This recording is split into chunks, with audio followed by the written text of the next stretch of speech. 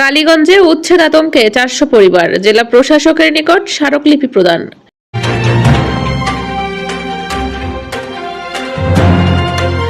আসসালামু আলাইকুম দর্শক, সকলকে আমন্ত্রণ জানাচ্ছি বিবিআর নিউজ সংবাদে। সাতক্ষীরা থেকে মেহেদী হাসান শিমুলের পাঠানো তথ্য ভিডিও চিত্রে দেখুন বিস্তারিত। আমরা সাধারণ মানুষ, আমরা বুঝি না লেখাপড়া, আমরা মূর্খ মানুষ, আমরা জানি না। আমাদের বাপ দাদা পৈতৃক সম্পত্তি মনে করে একদিন আমরা বসবাস করছি, আর শুনছি হঠাৎ করে আমাদের তো মাথা ভেঙে চাল পাওয়ার মতো যে এটা সরকারি জায়গা। তখন আমরা ভাবছি এখন কি করব, সামনে শীতকাল, এই বাচ্চা নিয়ে কোথায় যাব? দুধে বাচ্চা দেখেন আমার কোলে আছে, আমি বাচ্চা নিয়ে কোথায় যাব, কি খাতে দেবো ওদের? আমি কিছুই বুঝতে পারছি না যে কি করব। আমার বৃদ্ধ বাবা, একদিন ওষুধ না হলে তার দিন চলে না। আমি তাদের কামাই যদি না করতে পারি কি খাওয়াবো, কি করে চলবে বলুন তো?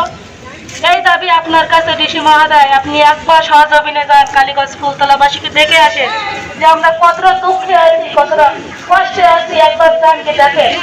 মায়ের নাম থেকে যদি রোহিঙ্গারা এই জায়গা পায়, আপনারা যদি খেতে দিতে পারেন, তাহলে বাংলাদেশের নাগরিক হয়ে কেন আমরা থাকতে পারবো না? আমরা তো এই দেশের নাগরিক। যদি পড়াশোনা না থাকে আমরা রাজা নিয়ে কি করবো বলেন তো?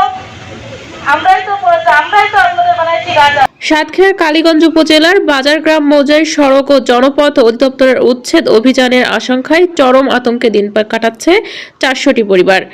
সোমবার জেলা প্রশাসকের কাছে দেওয়া এক স্মারকলিপিতে নিজেদের শেষ আশ্রয়স্থল রক্ষার আকুতি জানিয়েছেন ভুক্তভোগী এলাকাবাসী।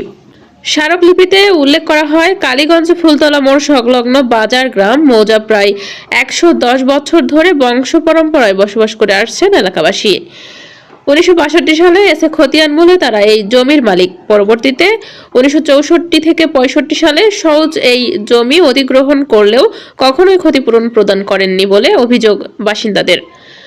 বর্তমানে বিআরএস খতিয়ানের অনেকের নাম রেকর্ড হয়েছে এবং মালিকানা দাবি করে যুগ্ম জেলা ও দায়রা জজ দ্বিতীয় আদালতে একটি দেওয়ানি মামলা নম্বর ৮৬/২২ চলমান রয়েছে। এলাকাবাসীর পক্ষে ইদ্রিস আলী জানান, আমরা উন্নয়নের বিপক্ষে নয়, কিন্তু প্রয়োজনের অতিরিক্ত জমি নিয়ে আমাদের বসতভিটা উচ্ছেদ করা অমানবিক। বর্তমানে আমাদের সন্তানদের বার্ষিক পরীক্ষা চলছে এবং সামনে ডিসেম্বরে প্রাথমিকের পরীক্ষা শুরু হবে। এছাড়া পরিবারগুলোতে বৃদ্ধ বাবা মা ও পূর্বপুরুষদের কবরস্থান রয়েছে। এই মুহূর্তে উচ্ছেদ করা হলে আমরা পরিবার নিয়ে রাস্তায় বসা ছাড়া আর কোনো উপায় থাকবে না। সম্প্রতি সড়ক ও জনপথ অধিদপ্তর মাইকিং করে উচ্ছেদের ঘোষণা দেওয়ায় এলাকায় শোকের ছায়া নেমে এসেছে। স্মারকলিপিতে এলাকাবাসী জেলা প্রশাসকের সরেজমিনে পরিদর্শনপূর্বক এবং আদালতে রায় না হওয়া পর্যন্ত উচ্ছেদ অভিযান স্থগিত রাখার দাবি জানান।